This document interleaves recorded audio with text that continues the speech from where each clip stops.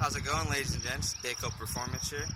It's a beautiful morning in the 519. We got a little project done. Did a little engine repair work to it. Had to put some steering pins in this thing. It was leaking in the water, so we got our quality stainless steel steering pins installed. Heading out to the lake.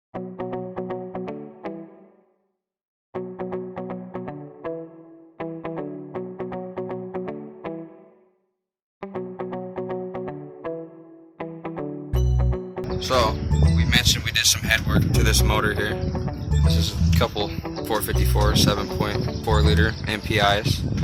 And reason all the head work needed to be done was because we done burnt an exhaust valve, and that's no good. So when things like that happen, we spend money and rebuild, do a little head work, new head gaskets, head stud, all that good stuff. On top of doing the head work, we had to replace the steering pins in the outdrives. We put in some quality stainless steel steering shaft pins. So far so good, no leaks. Look like we did a good job.